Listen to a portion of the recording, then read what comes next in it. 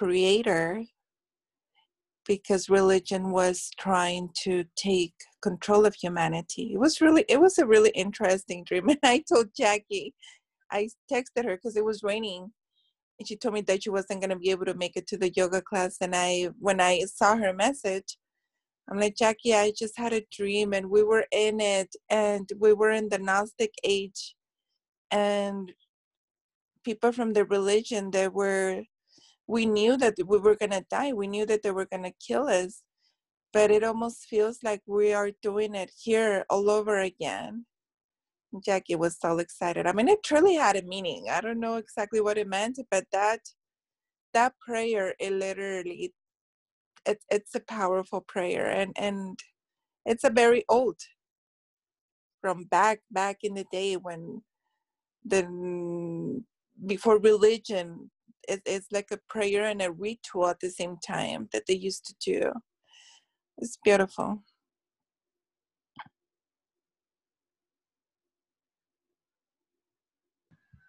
Wow, thank you, Jackie. Myra. Oh, I'm so sorry. I get my sisters mixed up. It's okay. We're twins, so it doesn't matter. Exactly. You can call me Jackie. Exactly. I'm sorry, Myra. Don't worry. Don't apologize. But yeah, so tomorrow is the second grade of the Aquarius era. And this whole Aquarius era, it's about the I know. Like, you can't fool people anymore. Before the Piscean, in the Piscean age, it was more of the belief, just more religious, more of the sacrifice. And this era it's beautiful. And we're gonna survive, with no doubt. People should not even worry. We're gonna survive, and we are going to make a shift. Totally. The die has been cast. It's inevitable. Who could possibly watch this video and then say, I'm going to go play video games instead? How about playing the game of life or death? Bountiful life versus omnicidal extinction. Right? Hello? You want to play a game? There's a game to play. And we can win. We can totally win this game. What do we have to do? Come up with a vaccine and feed everybody nutritious vegan food. You know what everyone's question is going to, you know what 90% of people's question is going to be, or 80% or 70%, who cares what percent, but it's going to be at least 50%. You know what it's going to be? Why vegan? And when you have, let's just say it's 50-50. Half the people who are like, who just get it immediately and say, that's awesome. And the other half who says, why vegan? That's not a bad thing. In fact, that's a really good thing. So, and that's easy. That's way easier than doing all this animal agriculture nonsense. That's the hard part. And it's hard on all of our system and systems. So we're doing what's right, what's easy, what's healthy. And so what do we got to do? Again, develop a vaccine, feed the world nutritious vegan foods, and cool the planet with SRM. And we can knock out those three things, bam, bam, bam, with exponentially growing collective superintelligence. And it's that simple. Collective superintelligence, in turn, is not exactly simple, right? And, but it's by no means out of reach. And it's also really fundamentally not that hard.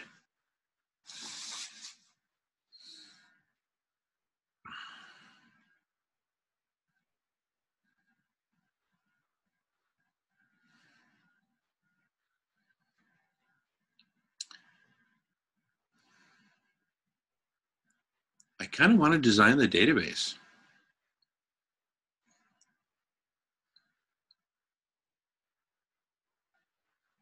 We could do that tonight. Let's design the database tonight, just so we can get really specific about it. No more hand waving, right? But it'll be a pseudo database in the sense that whole chunks of it we can just identify as chunks and not go into the details field by field, right? Anyway, we'll get to that when we get to it. But bottom line, we'll make it real. We'll make it come alive with the database design. That's important.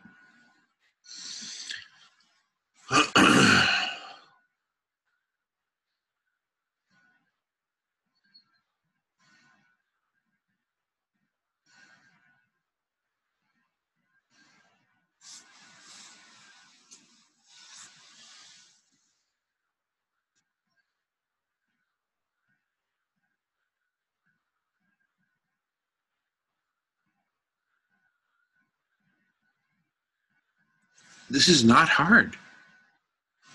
Look, just because it's radically different than where we came from, well, guess what? Every moment of the future from this point forward is guaranteed to be radically different from where we came from. So it's actually the perfect moment to reset the puzzle pieces. Why? Because they're all in the air anyway. We could let them all just fall as they fall. Or we could position them in mid-flight with the most intelligent machinery that's human-based that's ever existed on the planet by orders of magnitude.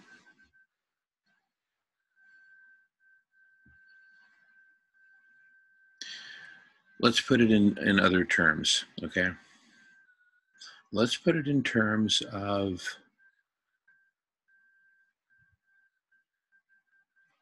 NASA. If at the beginning of the NASA project, and I don't know if it was 61 or 62 or when they started it exactly, call it 61. If it took NASA 7 years to put people on the moon and bring them home safely, collective superintelligence probably could have gotten it done in like 1 year or less. Yeah. I mean, I'm talking about the modern collective superintelligence that we're just about to set on fire. It actually is on fire, but it's just kind of like the little corner of the bonfire, right? But it's on fire. Take away the match. Fan it a little bit. And you know how it passes kind of like this threshold when it's just like, okay, this is on its way, and I couldn't put this out if I tried, right? Before that threshold, it's like, oh, it's so small, it's so, whoosh. Okay, we're almost there. This cannot be kept secret. At a minimum, share the story of what these crazy thinkers are cooking up. At a minimum, share the story. And then point out the fact that the Guy McPherson stuff is real and it's all fully supported by peer-reviewed scientific journal published papers summarizing research and data gathering and analysis and modeling and all kinds of stuff. Point out that that's real. Point out that the coronavirus is real.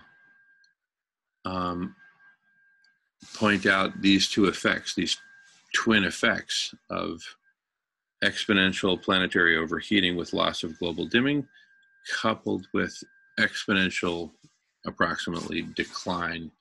Maybe, who cares if it's exponential or linear, frankly, but a sharp decline in humanity's ability to be able to deploy SRM.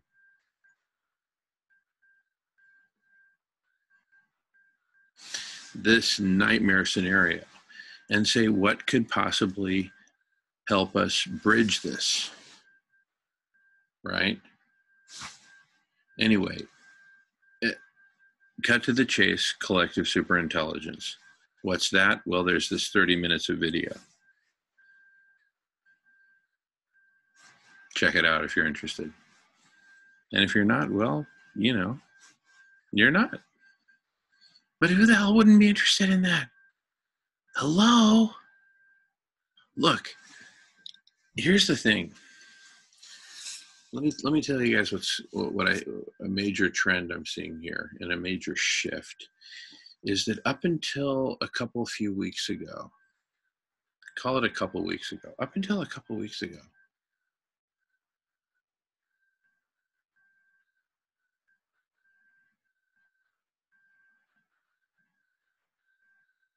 I think it was like 3 weeks ago or so that we had a guest on who was actually questioning whether climate change was real or if it was just kind of this variation, and how do we know for sure, right? And that was kind of the last time I had a conversation with you know, someone who was questioning seriously whether we were in deep doo-doo or not, right? And so there were still elements of doubt, right, throughout most of the population, I would say. Now, there's no doubt. We're in a really bad way. There is no doubt about it. That's the shift. We went from doubt to no doubt. Now that there's certainty, okay, people can then ask themselves, okay, what do I do in the face of this certainty? What the hell do I do? Right? And this, what we're talking about, goes from pre-corona, right? We were living in a world where there's really a lot of certainty about a lot of things, and where would our solution, our strategy, net out in that? It sounds kind of extreme. It sounds plausible. I guess it's plausible. Okay. Now, fast forward to today, right now, this instant. And there is certainty that we're in a really, really bad way, and that we need something big to survive. What could that big thing be? Well, you know, the 100 millionaire plus range all have big, deep bunkers. And that's the biggest answer that's been cooked up to date against our predicament. And what kind of a world are you going to come out, you're going to merge to? Or are you just going to live underground forever? I mean, it's ridiculous. So, yes, this is going to be a hot, interesting, juicy topic. And we've got the sexiest answer out there.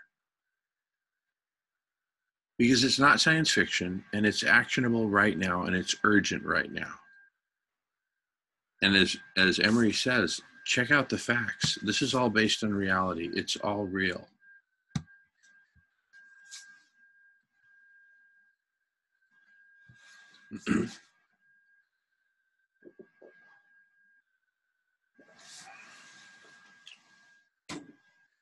So this story is going to spread, even if it's by word of mouth. And word of mouth, as we talked about a bit earlier, is the most important vector, I would say, right now. It's people getting with their friends on the phone and saying, hey, I really want you to participate in this conversation, and just, you know, hear these folks out for, 10 minutes. Hear them out.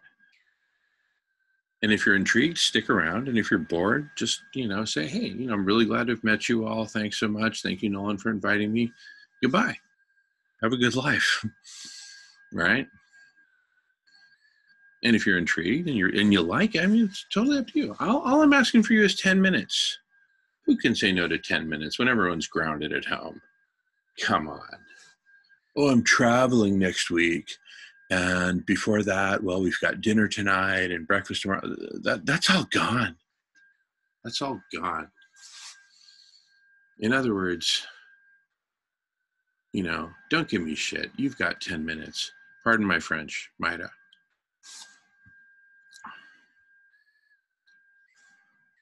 But you've got 10 minutes. Okay?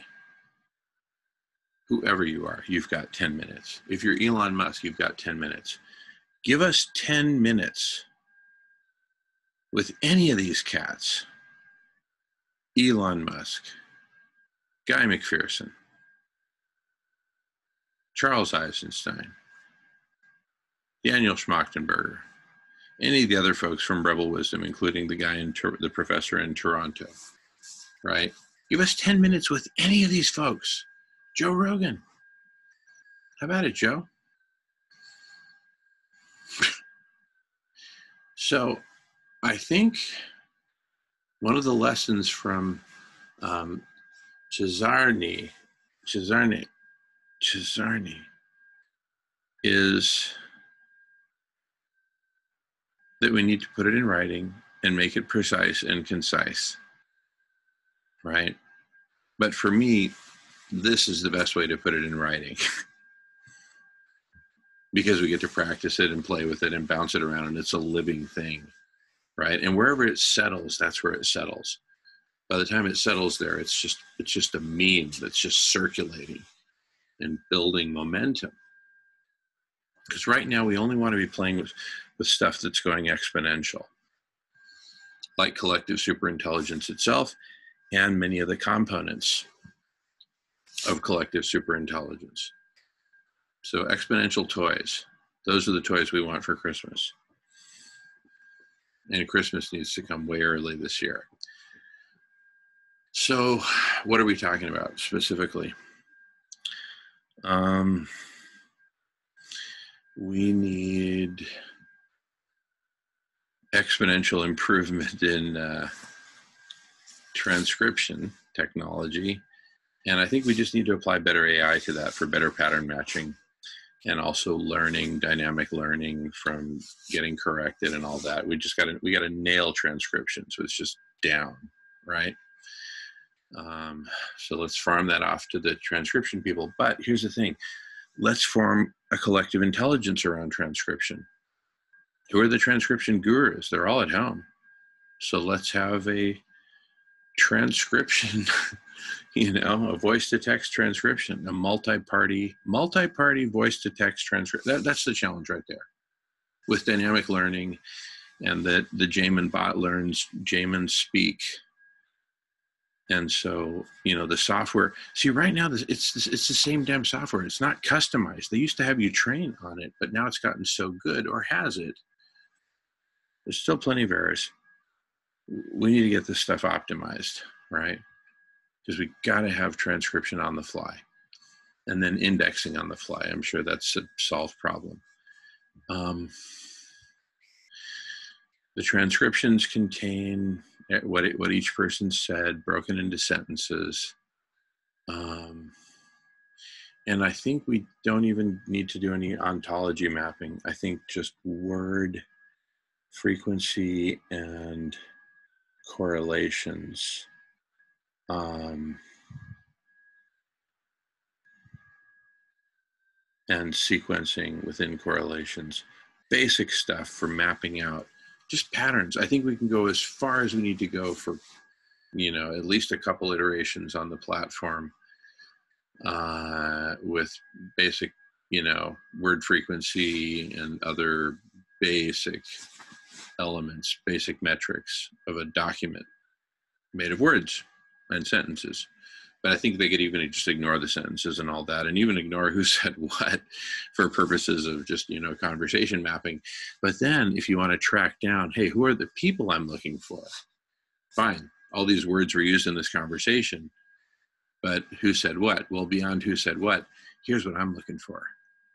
So based on what I'm looking for, this is the first person who's most closely matches what you're looking for, etc. So, and what we're really talking about with the conversational domain, using all these transcripts and everything else and bots and,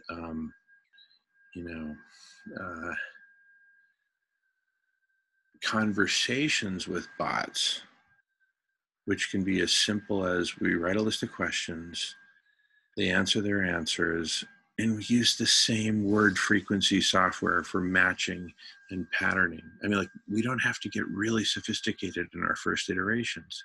You follow me? Even if you don't worry about it. I'm kind of geeking out on this because I'm figuring out a way to make it really simple. Hey, AI, pattern off of all this. What does it mean? Whatever, you figure it out. And either the AI has some basic meaning-making ontology built into it, or it doesn't, or it figures it out along the way. I don't care. Again, we don't have to go that sophisticated at this stage, right? We just use word frequency for all I care. Whatever.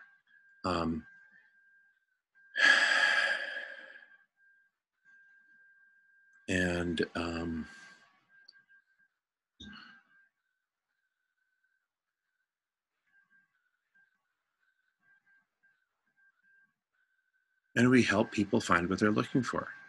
They're going to be doing keyword search. We've been doing keyword search for over 20 years, literally.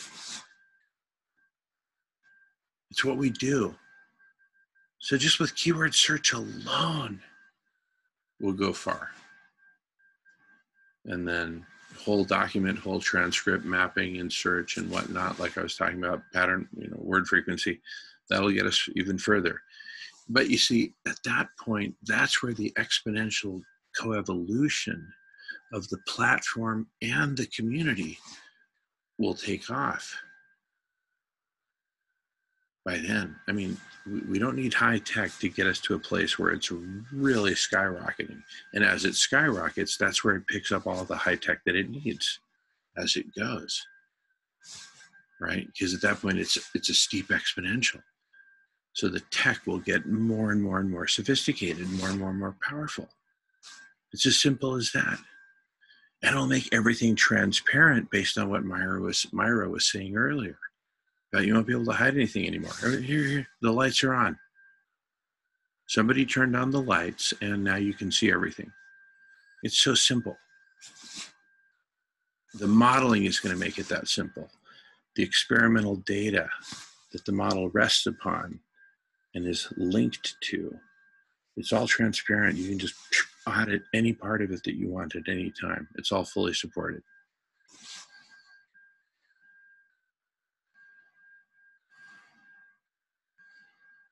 And then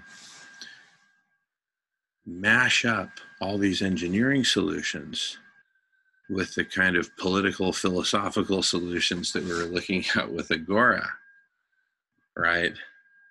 And whoa,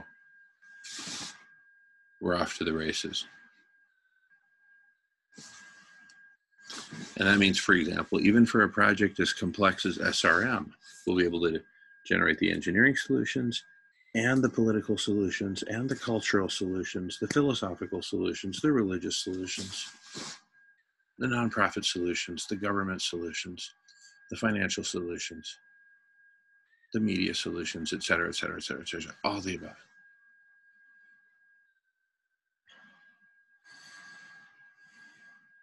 It's almost like right brain, left brain or something. I mean, it's like, I know it's not that. It's probably all left brain or whatever. But, or no, it's both, but it's just like, we're getting such dimensionality around this thing.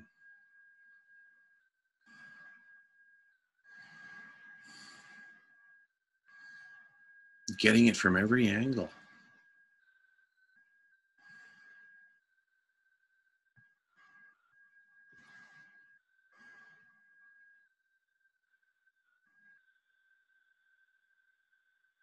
In fact, the full spectral radius of the space. That's a mathematical term. Spectral radius. It spans the full dimensionality, right? And in fact, that's what Radish was called before we came up with the name Radish. It was spectral radius.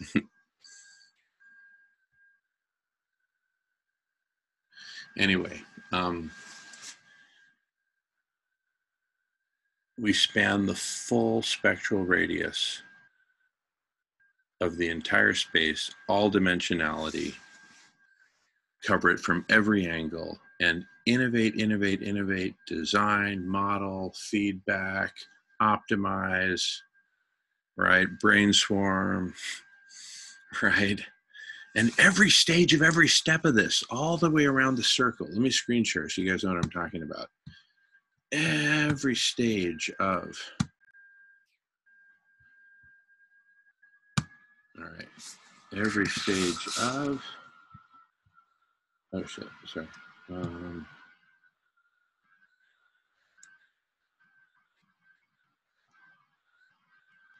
Oh, yeah. Let me show the other ones. So here, okay.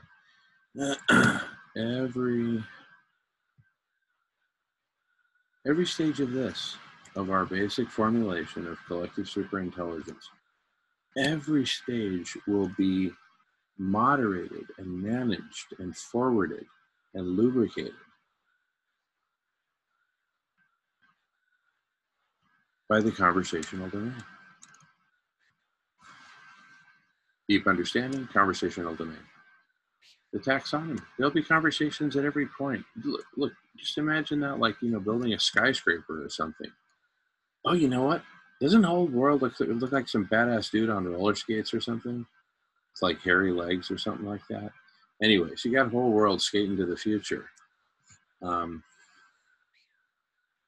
Conversation about all this. So if this is a construction, imagine bamboo scaffolding all over it. And hanging on the bamboo scaffolding are people having conversations at every juncture, at every portion, right? Conversations spanning the whole thing. Conversations surrounding every aspect of brainstorming and ideation. Conversations surrounding every facet of design. Conversations surrounding every important facet and roadblock in the modeling process, right? Whether it's the mathematics, the database, the data analysis, experimental data analysis, calibration, whatever. Conversations surrounding the optimization layer, conversations surrounding the output, right? And feedback, and and interpretation of the output, et cetera, et cetera. Conversations around every single aspect. So it all starts with conversation, and conversation is that which lubricates and manages and orchestrates the whole of it. So once we start with conversation, that's our first sharp axe that we can use to move all the way through the process. And we can use it, of course, to make a better platform. Better and better versions of the platform. Nolan. Oh, were you just fainting or something? Okay. Have sweet dreams.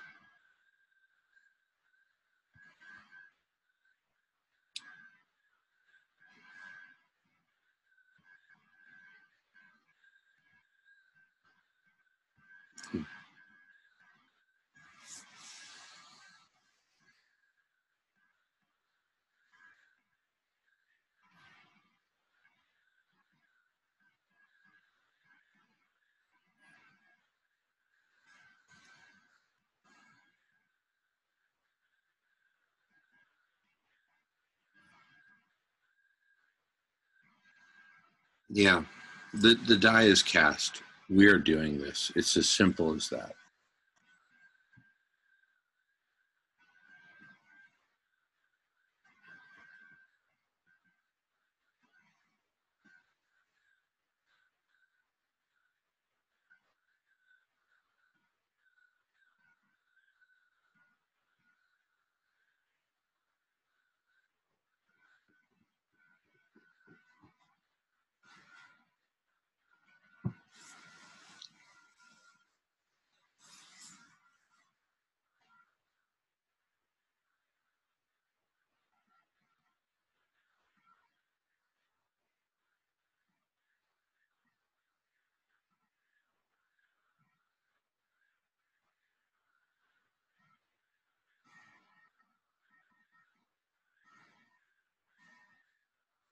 and then build, and include in the platform appropriate social networking features.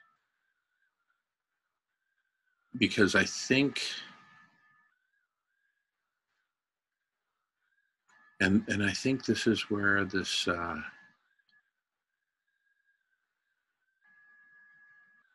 Flipgrid and Wakelet and Flipgrid can really help us out, because we can basically create like our own social network, right? That's very visual and 1-minute videos, right? Wouldn't that be a cool way? The only thing I don't like about that is it requires people to sign up for yet another thing, right? You got Jeff saying, hey, come over here to Ring Central, and somebody else saying, oh yeah, I'll see you over on Facebook, and somebody else saying, oh yeah, well, we like to meet over here. And this, I haven't been able to join Ring Central for the life of me. Dude, if you can't join it for the life of you, then for me, just kiss it goodbye. And and then you got to join Slack if you want to do something over here, and then you got to join whatever. I mean, it's just like, where does it end, right? So,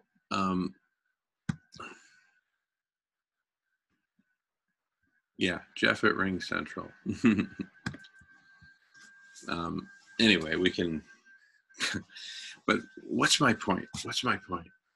I'm not even sure I have a point. But if I did, it would go something like this. That we need to sort out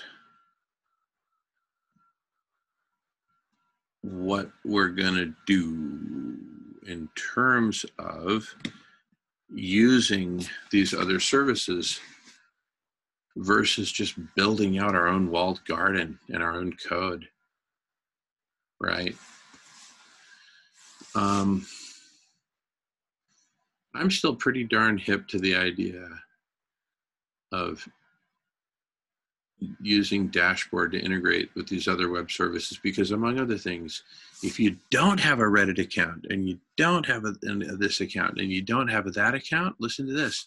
On the dashboard, you fill in the superset of all the data that you need, the spectral radius of all the data that you need, and then that's used to populate whatever other form, if we have programmatic access to be able to create accounts and log people in and all that. That'd be kind of sweet, but might be asking too much.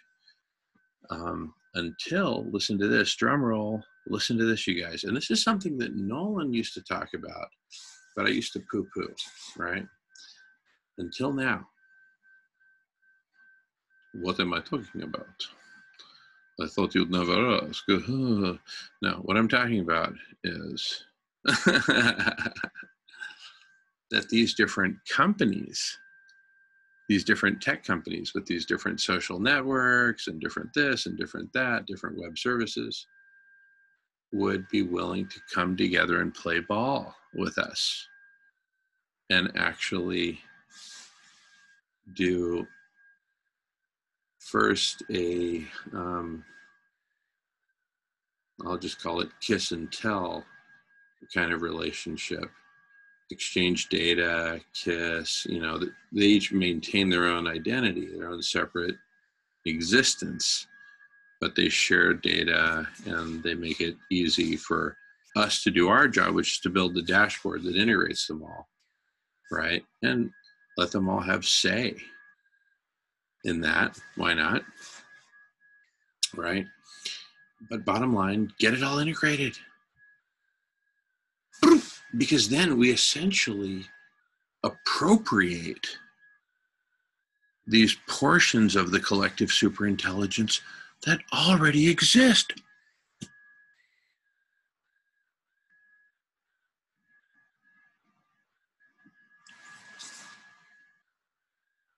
Full appropriation.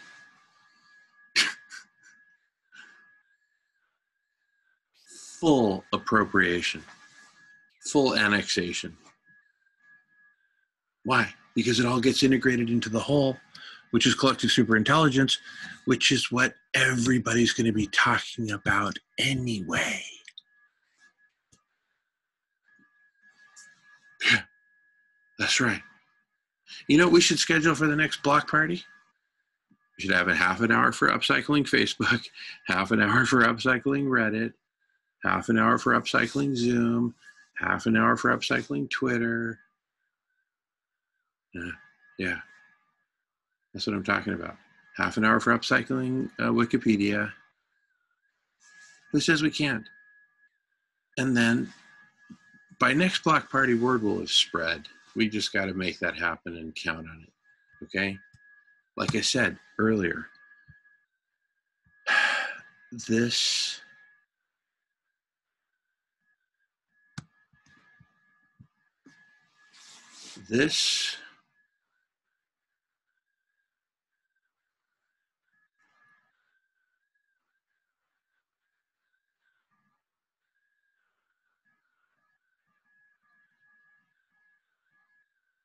story cannot be ignored. You may not like it when you first hear it. You may have questions. Yeah, okay. All right.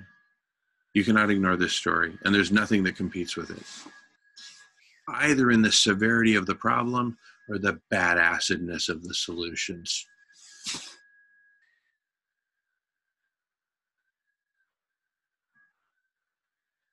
Ushugama. Ushuga. You know Ushuga? Sure, I got nothing. Compared to this. That's the challenge. I'll say it before, I'll say it again. Wait, I've said it before, and I'll say it again. If you got something better, what you got? But you ain't got nothing better than this. So join us or die. Join us or die.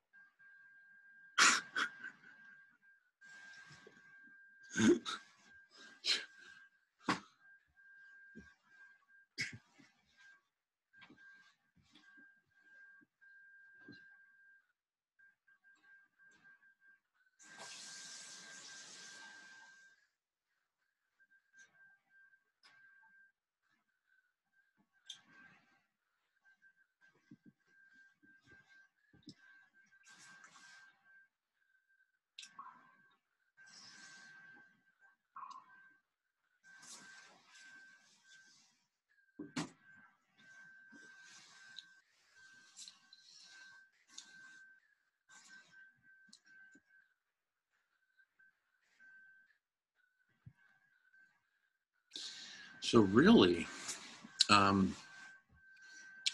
first of all, actually, this is a really crucial point. We can go pretty darn far with the current platform, the block party. Plus email, plus the relatively light use of social media that we've done, mainly YouTube and some Facebook and whatnot. Although actually through our extended network, we're probably getting a lot more social media than we give ourselves credit for. But anyway, bottom line, our current platform with all the aforementioned, and sprinkling on, some more Reddit, and getting systematic about that and whatnot.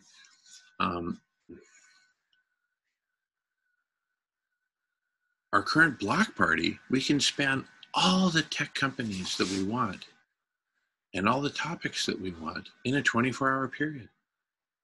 And voila, we could even do the topics in the following sequence for each 12-hour half, right? For us, half of a soccer game is 12 hours long. And then we play the other half. So in each half of the game, of the Block Party game. See, now we've gamified it. In each half of the game, we cover the full spectrum of topics, broken into 3 sections each: collective superintelligence, coronavirus and ending hunger, and cooling the planet. 1, 2, 3. We cover each every 12 hours. That way, no matter where you are in the world, and no matter what your topic, it gets covered once at 4:20 in the afternoon and once at 4:20 a.m. One of those times sucks and the other is perfect, right? I don't care where you are. I don't care what the topic, right? That's how we make this universally accessible and make it go fully international.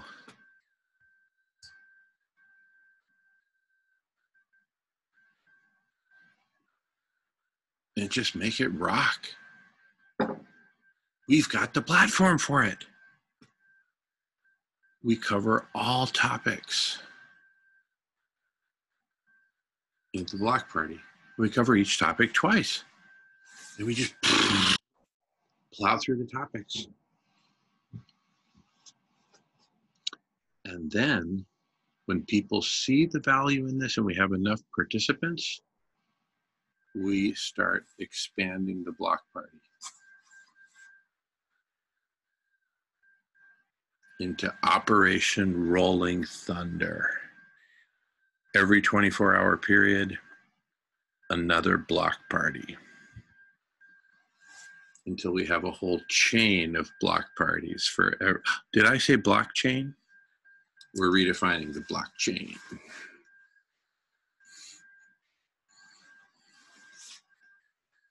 A whole chain of block parties, 7 a week. And, you know, people sleep when they want to sleep and they jump in when they want to jump in.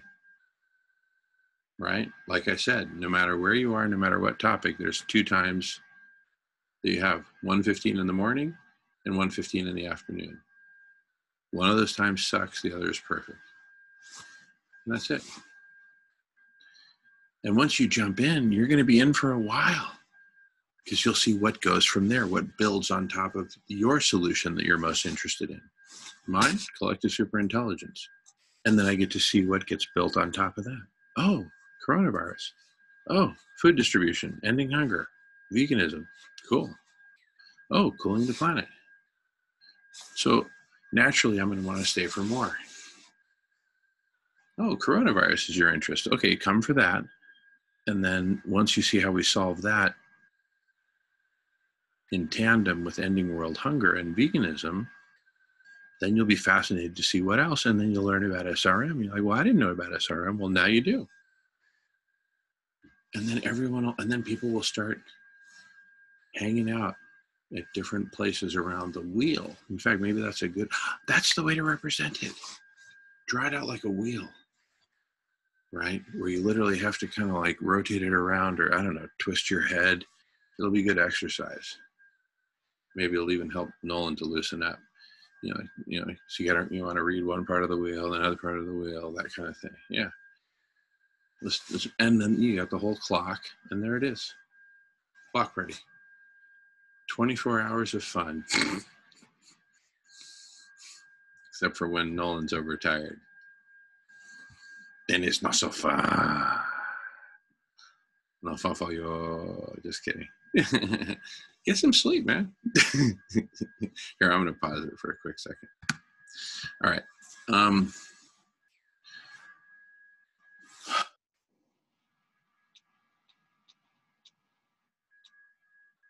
You know, the more we talk about it, the cleaner it gets. It's like sanding a carving, right?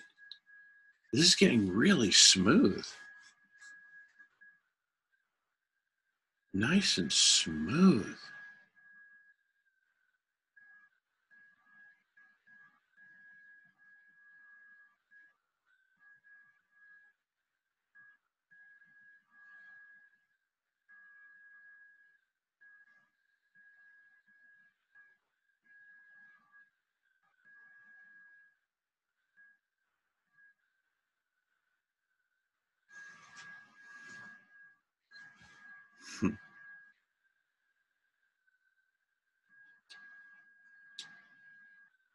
I mean, collective superintelligence. Look, forget about all the AI, forget about all the bots, forget about all that, all of it. And imagine all we have is basic tagging for categorization and topic association. That's all manual. If you're going to have a conversation, tag it, whatever. The rest is just word search. And that alone, people know how to search. We've got an insane search technology thanks to Google. So word search, advanced search, it's good enough for, look, how do they say in Sociocracy? Good enough for now, safe enough to try? These existing proven technologies are good enough to proceed, safe enough to try, whatever. Good enough for now, safe, whatever. Okay? So,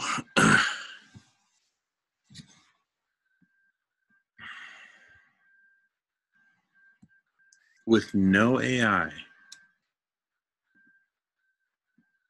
no bots, just basic relational databases. I mean, indexing and search, they may use some AI in that. I don't know, and I don't care. Just give me the Google search, word search, right? With that alone and tagging, people will be able to check out conversations and they'll be able to peer in, watch the live stream, right? As long as YouTube doesn't determine that it's something to help save life on Earth, they'll be able to peer in, look at the live stream, right? And say, I like this conversation or I don't. So people will be able to, be freaking, what's the word? Trolls or, but in a good way, right? You get to troll around. You get to be a voyeur. Is it voyeurs? People who like try to be peeping Toms and stuff. No one knows about that stuff. I don't. Anyway, so voyeurs. You can be all voyeuristic. Go on a voyage, however you call it, and check out different conversations and pop into the ones that you want that are open, that haven't maxed out at 23 people or whatever the heck. No, it's what the people decide, whoever's managing it or co-managing it or whatever. That's it. We don't need any AI and we don't need any bots. We just need good, solid relational databases. And in fact, even that archive sanity code, there's no AI in that. It's just word frequency. So with no AI and no bots, we can make this thing fly to the point that we need. And then if we need to, and then as we exponentiate it further, okay, then we bring in AI, we bring in the bots, we do all that fun stuff. Whoosh. That's when it just goes crazy. But we can get really far with no AI and no bots. No ifs, ands, ors, or bots about it.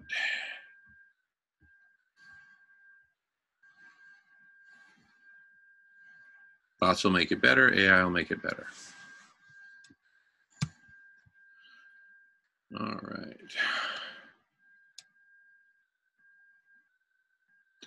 Join us or fry, says Emery.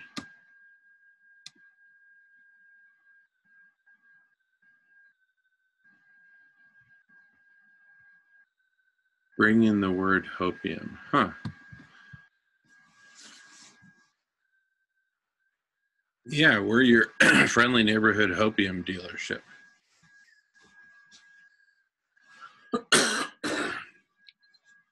Nah, that would confuse it, I think. Now we just stick to our knitting. We got this. Collective superintelligence. It's sexy as hell. Once we have the database written up, not hopium.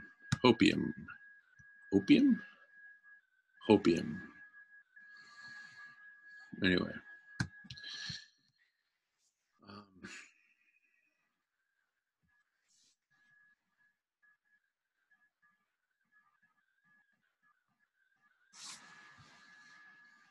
All right, so where are we at?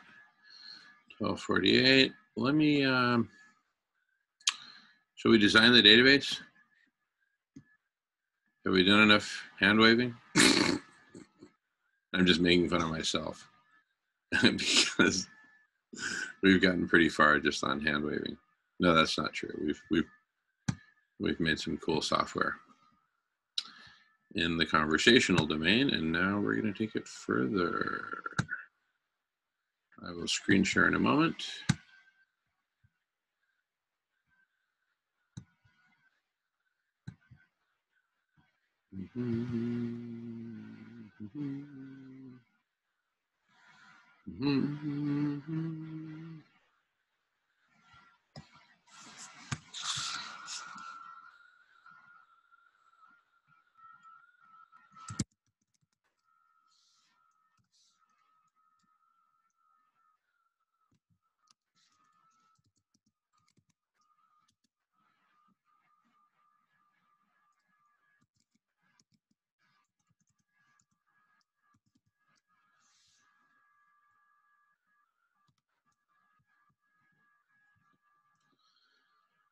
Okay.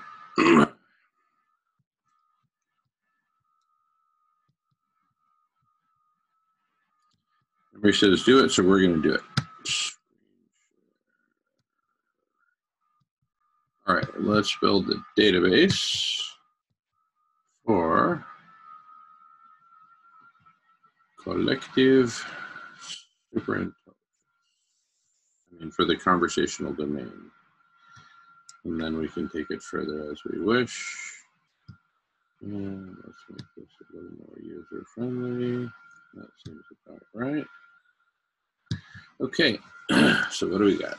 Well, we have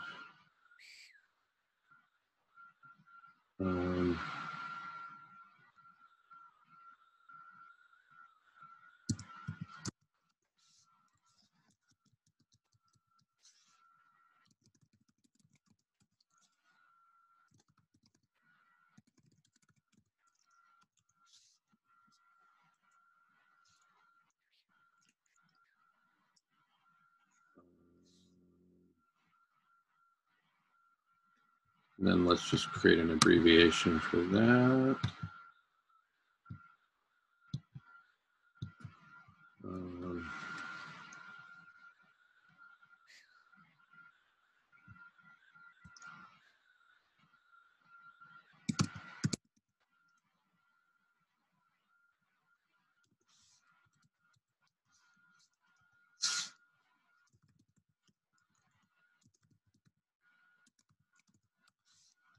So Convo ID will be our sort of our shortcut.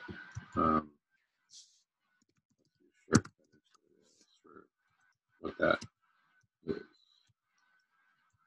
Compound primary key of series and conversation. So what does this all mean?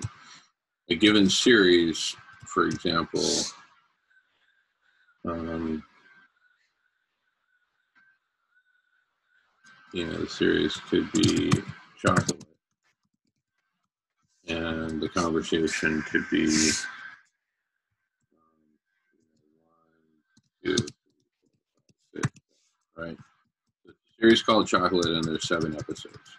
That's simple, right? Conversation ID would be 1 through 7. Series ID would be, whatever series chocolate corresponds to, 317, right? You'll have some table where you've got series ID and what it means. That. Okay?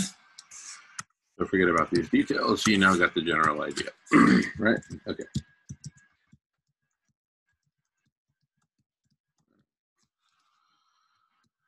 So we have conversations, great. And so for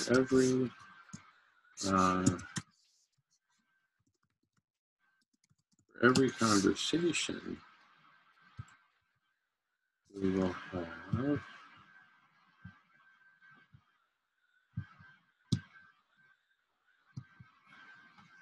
call this table.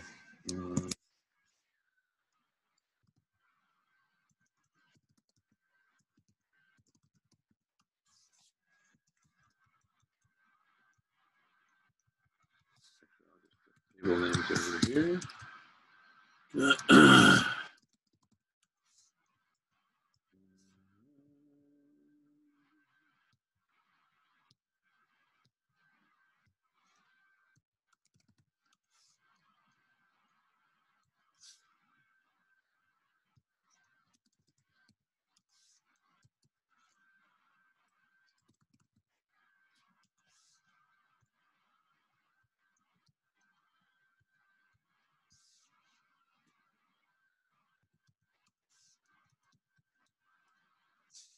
So for every conversation, we're going to have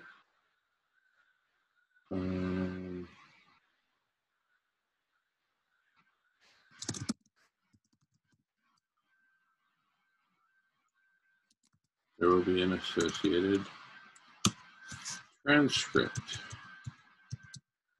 Let's just call it transcript ID, just to make it explicit. And there will be one transcript per conversation. Yeah, because even like a block party, you could break it up into 6 or 8 or however many videos result from this block party, right? It's just a series. Although that presents an interesting case because really it's a series of block parties. So, you know what? We should actually be able to break up a conversation into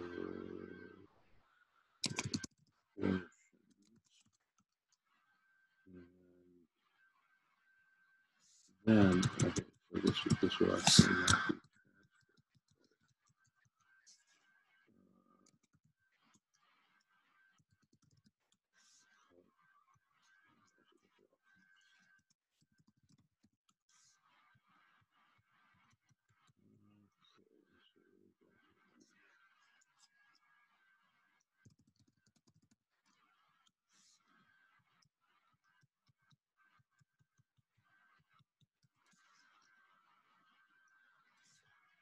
So transcript will be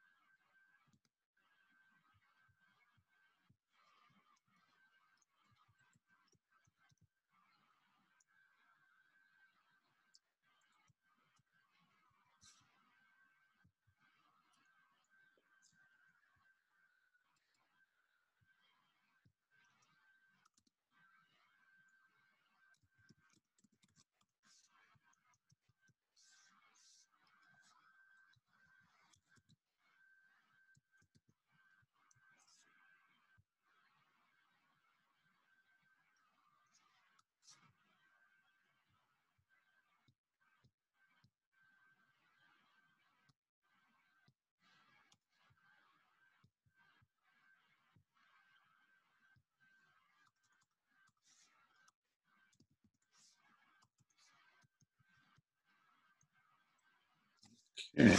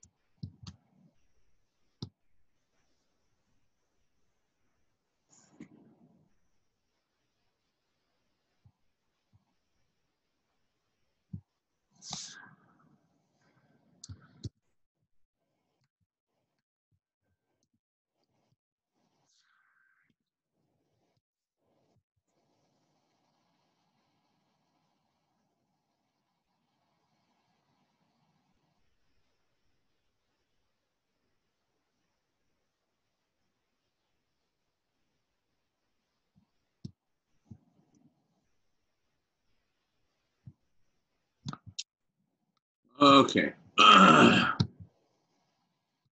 This is a start, and it leaves certain parts intentionally vague, requiring of clarification, definition, etc. And I'll get to that in a second. But basically, a conversation has a compound key. It's a series, and the conversation ID, like I talked about, the unique combinations of those constitute a conversation ID as a shortcut. I forget what the term is that they use. And it's not a compound, it's not a primary key, it's not a compound primary key, but it's like a alias or associated something. I forget what it is. Anyway. And then a portion of a conversation is like in the block part. We would chunk it out into, 10 or so portions, whatever number of portions for a 24-hour block party. And for each portion, there's a pointer to a tag vector, which is basically a structure that just holds all the tags associated with that portion of the conversation. What could be simpler, right? Remember I said you could manually tag it, right? And there's your manually tag.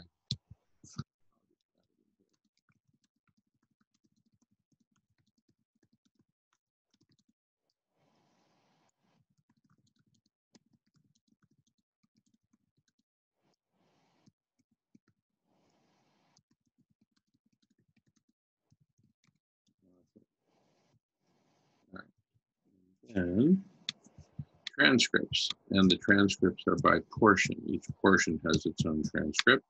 Notably, conversations do not, portions do.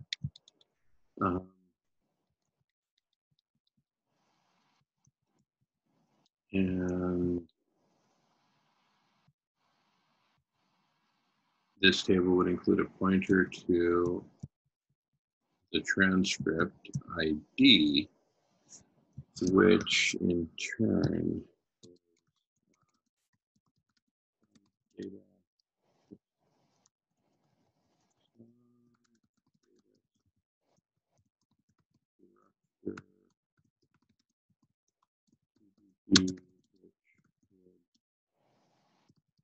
hold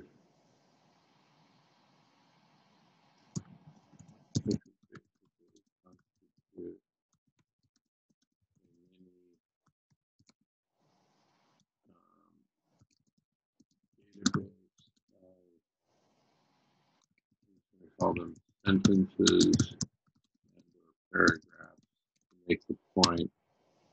No, no. A mini database of just sentences. Let's not try to pick apart what's a paragraph and what's not.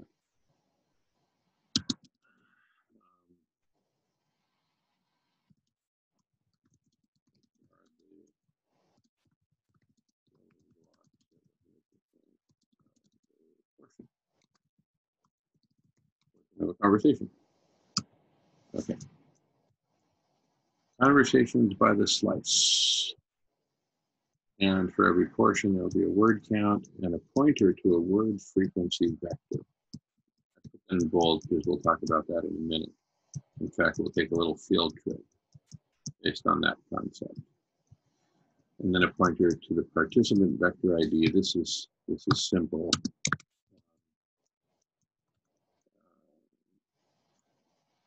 This is simply an array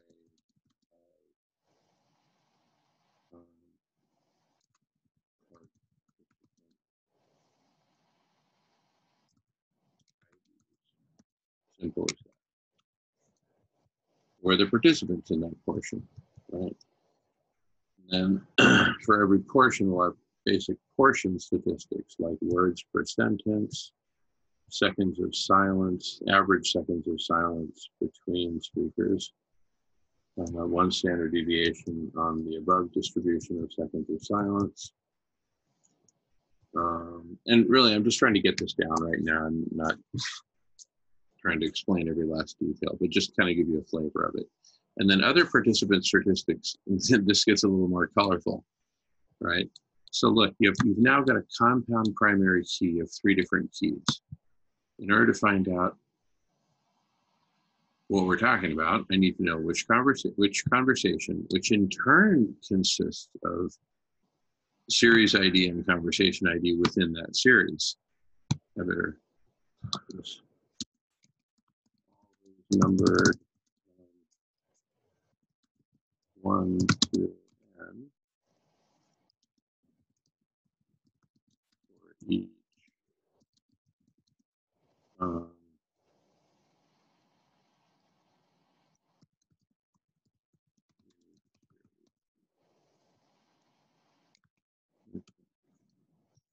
Then the conversation combo ID, not to be confused with conversation ID, is a shortcut between these that is a unique combination of those two. So really down here, we're looking at series ID, conversation ID, and then portion ID, and then participant ID. So effectively, it's like 4 different primary keys. And so depending upon, or 3, depending on, whether you call combo ID 1 or 2. It's a technicality, but it doesn't matter. So let's just call it 3 compound primary keys, these 3. What was the conversation? What was the portion within that conversation? Right? And who's the participant? Once you tell me those 3 things, I can then do personal word count. How many words did that person speak during the meeting? Not the meeting, but the portion rather, during that portion of that conversation. What was their personal word ratio in terms of their personal word count, which I'm abbreviating. Ratio of personal word count to total word count among all participants. And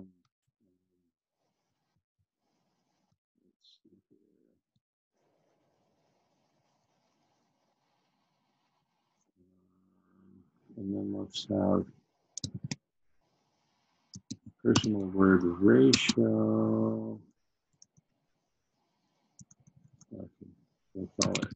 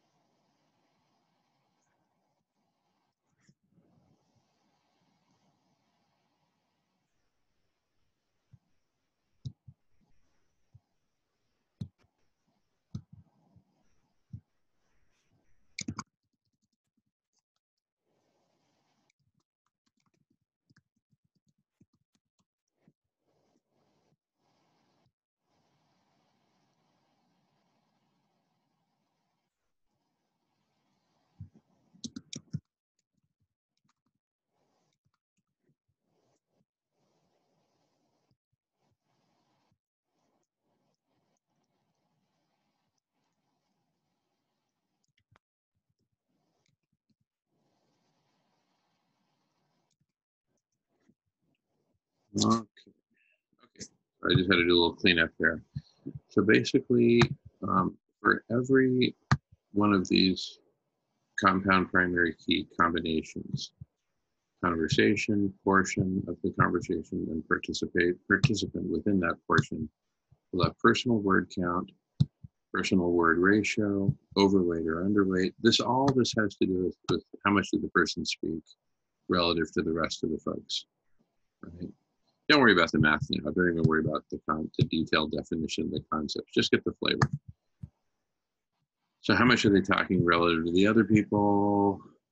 Excitement score, how we'd measure that? I don't know, ask Nolan. Happiness score, how would we measure that? Again, ask Nolan. Asshole score, definitely ask Nolan, were they a jerk or an asshole during the meeting, and to what extent, right?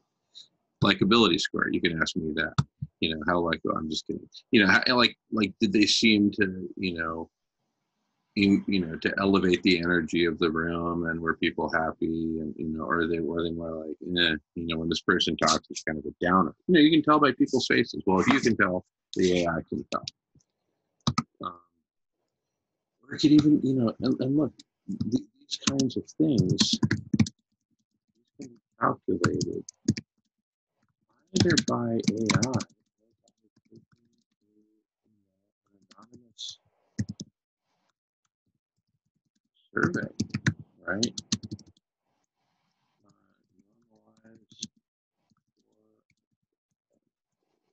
Normalized for an author, no, not the author, but the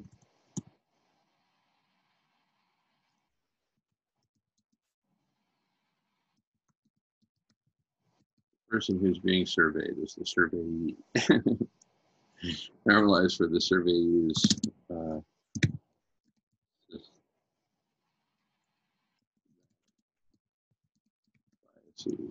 Anyway, I'm getting into all these details. I don't need to get into it. Just get the general idea. Okay. So what have we done? We now have a database for all the conversations and their transcripts and statistics and participants and everything else. At the beginning of it. One of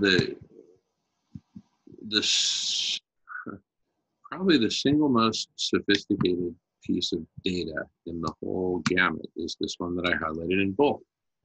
And this is the one for which we're going to take a little field trip. Climb aboard, boys and girls. We're going for a little ride into the world of archive sanity. So we're going to look at this video, archive sanity. The video really says it all. Listen, over 100,000 papers, right, built in his spare time by this guy is the head of AI for Tesla. So he's like a super badass AI dude. So archive sanity, go to our favorite social network.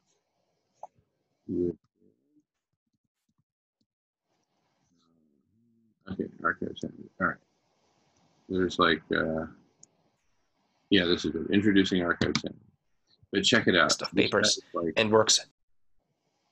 He's like so smart. He like talks like a computer or something. So I have to like slow him down a little bit. Settings, playback speed.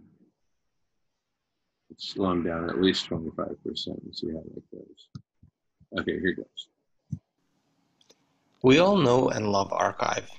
It is a massive preprint for... Oh, I'm sorry. You can't hear it? I better, yeah. Here, let me stop the share and reshare, sharing audio. Okay.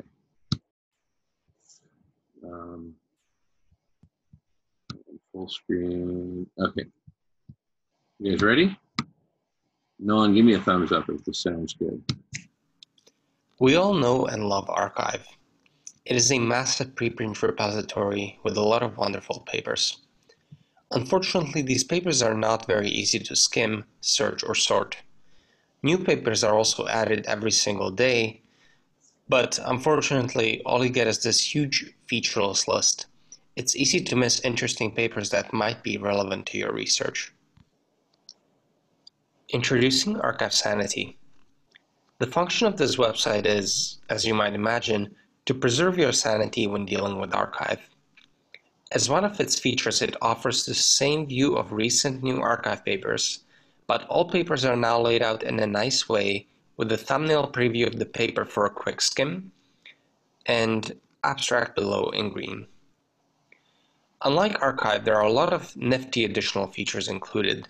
For example, we can decide that this paper on human pose estimation is interesting and that we may want to see more papers like it.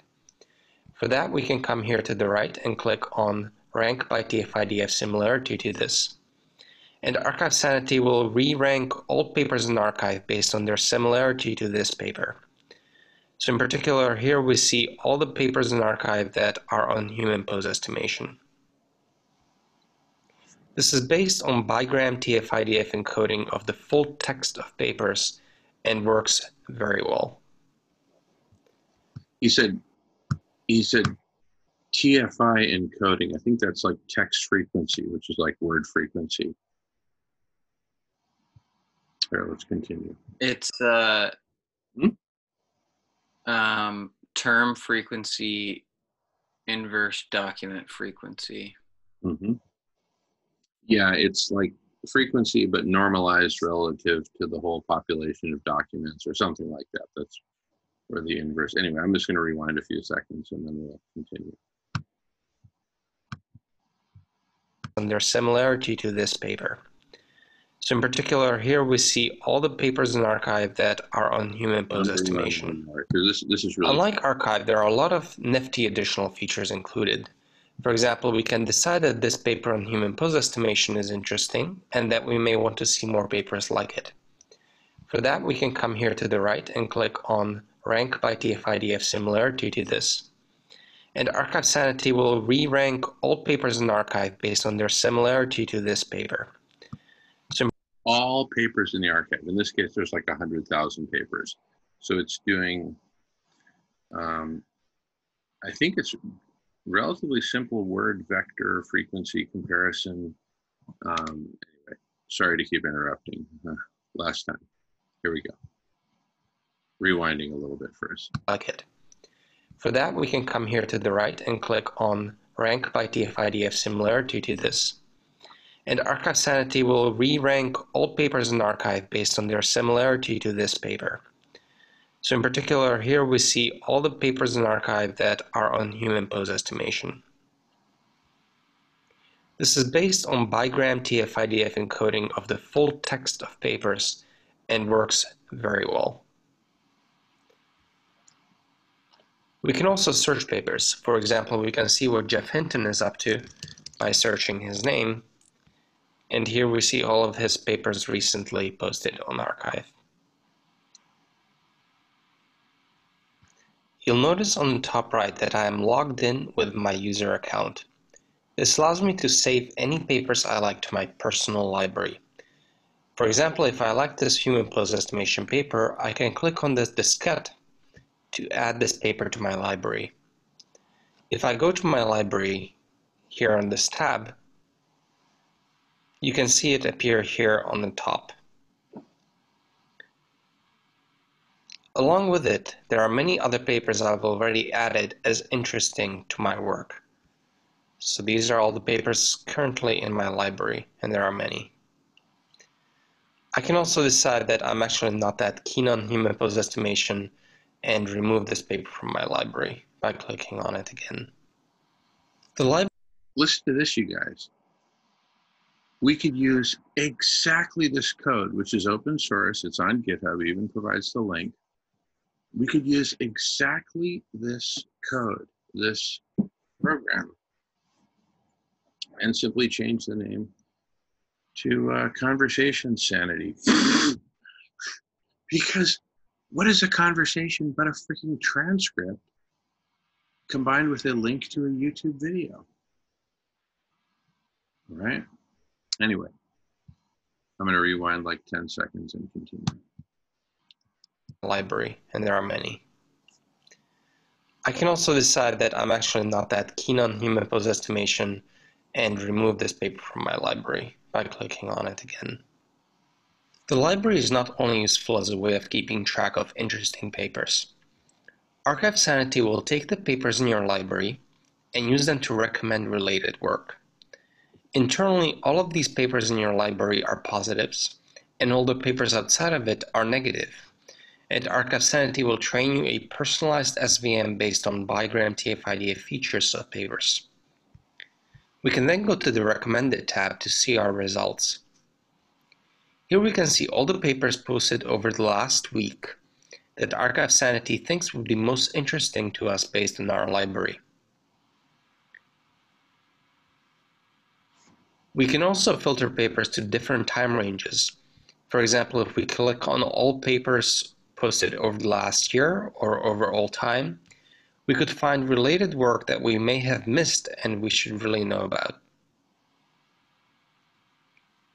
Finally, we have the Top Recent tab, which shows the popular papers across all users in Archive Sanity. For example, these are the papers over the last week that many users have added to their libraries.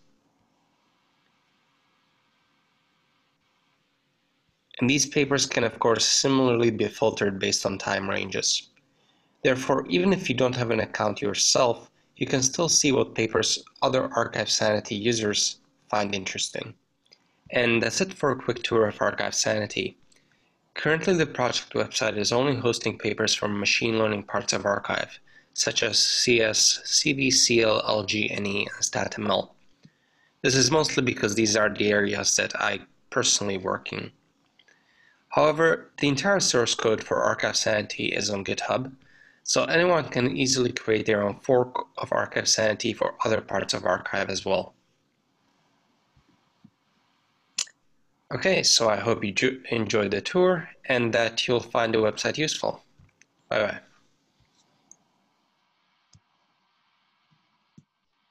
All right. So we can delve into the details of that later, but for now, so this word frequency vector is, this is a pointer to whatever, I'll just put in.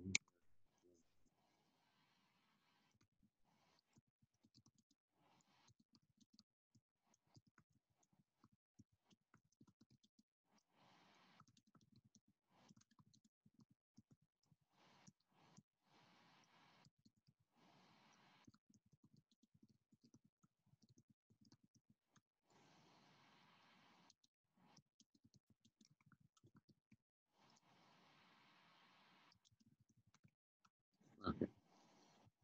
So the word frequency vector, but then look, here's some interesting stuff we can do. We can create something called libraries.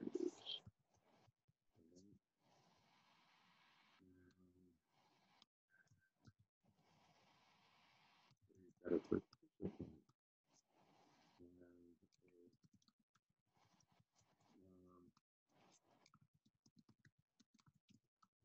library ID, and this is a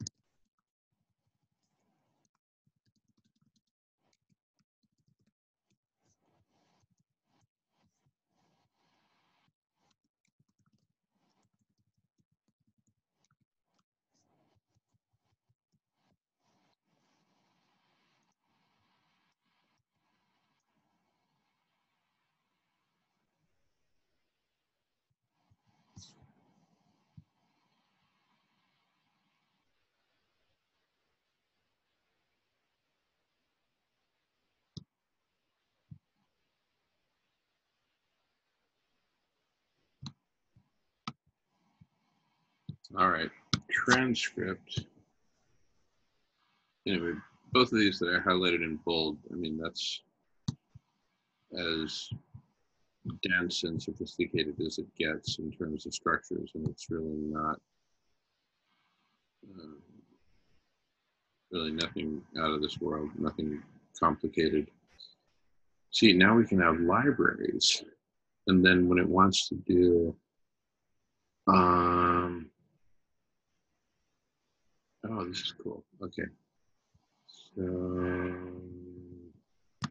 because conversation and portion has its own word frequency vector. And this is conversation and portion. Then this will point, this will have the same pointer to the same word frequency vector. And I think this will, anyway, it's just nice to have the data there. And I'll just say, this is a lookup on the transcripts table.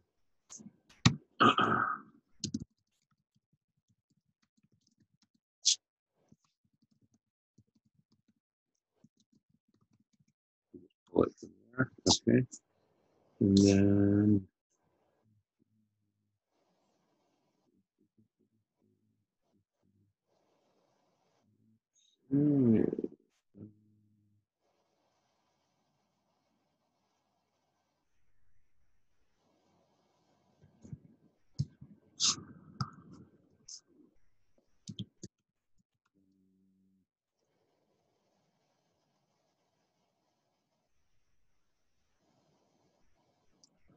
I was going to say,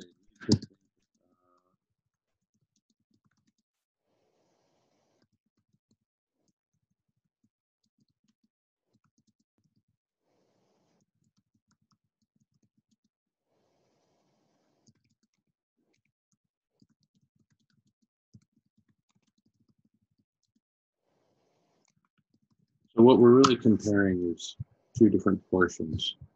If somebody puts a given portion in their library, they say, hey, I really like this. You know, it's, you know, one of my favorite SRM conversations that made me inspired, or conversations where I want to follow up with someone or whatever. And then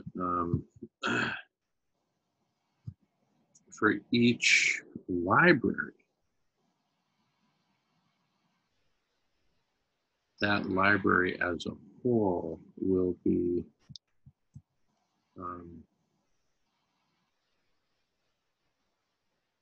essentially compared to each and every other portion in the entire database to find good matches.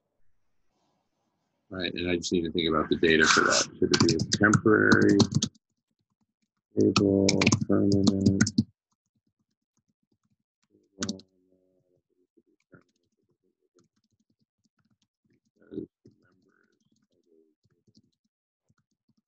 Library. Some of my logic in there. Anyway, so this is the beginning of a database. It's a work in progress. But part of my point here is this is not hard to, you know, this isn't hard to spec out. It's not rocket science.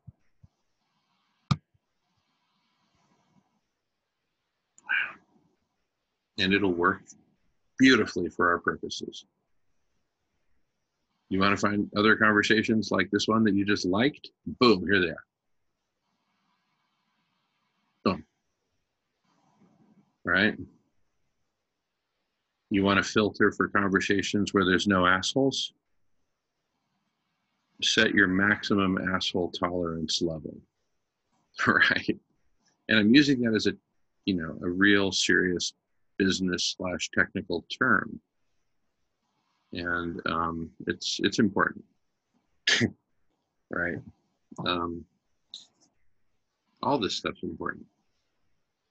Anyway, there it is. There's the database. For this is the missing database. We already have a database for conversations in series. but we actually don't have one for portions. And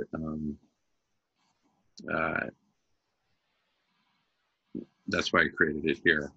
And all the rest of it's totally new with what we're talking about with transcripts and all that. We'd never messed around with that before. So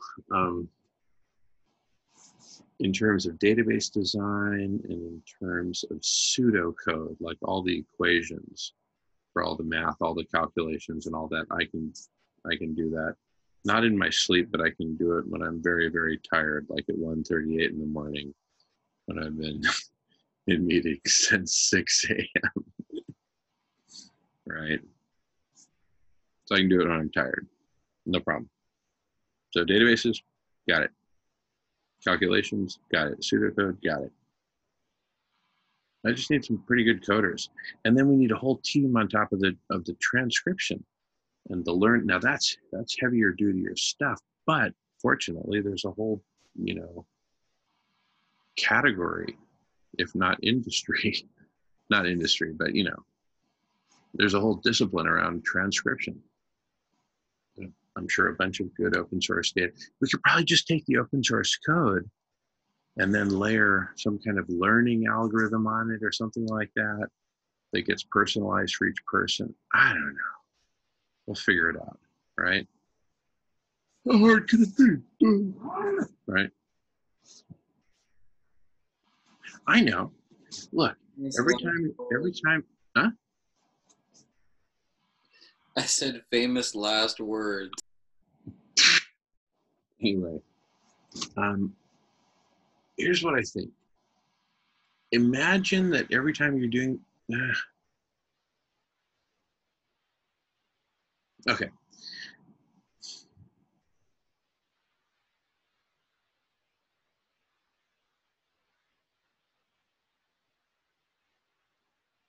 I don't want to think about it now, but the bottom line is, of course, we can exponentially improve. Well, I don't know about exponentially, but we can asymptotically improve transcript quality by personalizing it for each participant.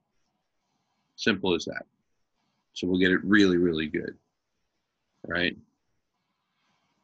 Okay, anyway, parking lot for that. Let me just add it to the Excel file, just so I've got it in my notes. I'll just put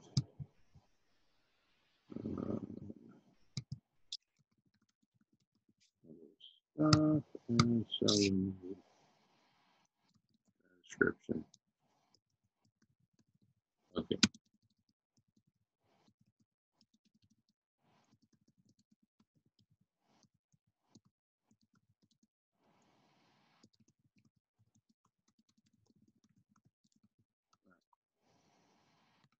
So the transcription. Okay. And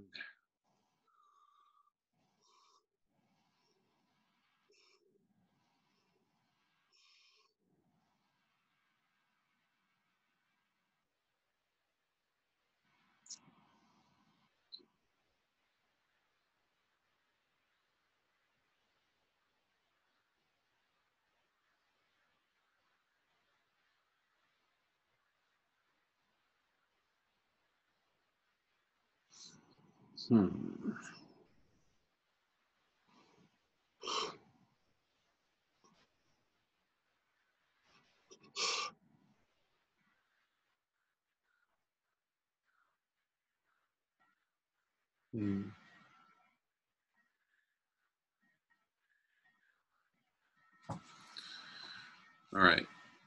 And then I'm thinking we're going to need something for taxonomy creation and management, and there's got to be a good solution for that. So I'm going to just make a note of that. Taxonomy creation, editing, and management.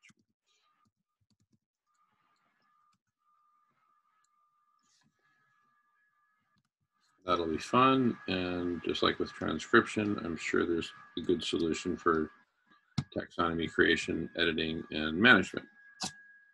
So we'll have our taxonomies. And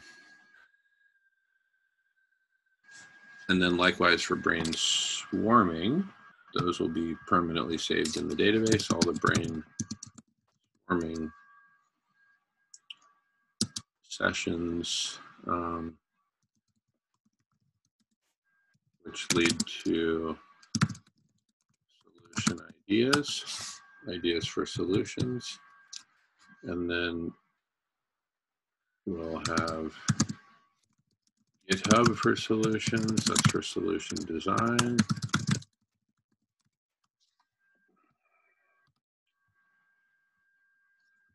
And modeling is going to have to wait.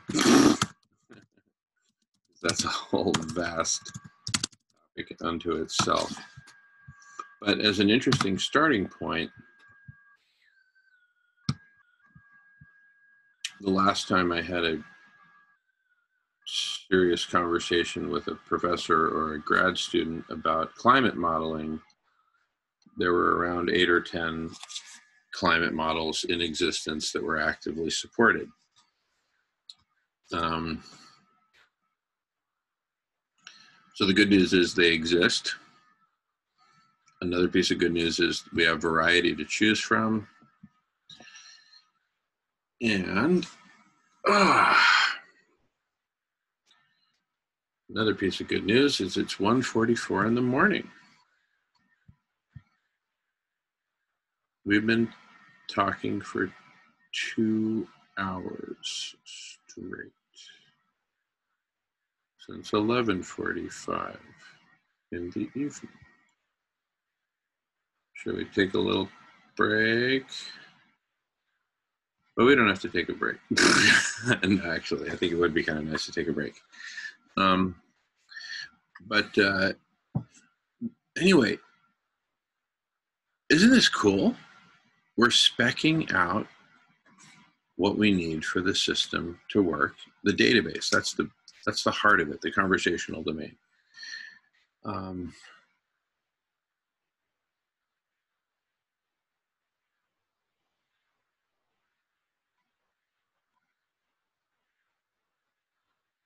Anyway, yeah, I'm getting kind of tired.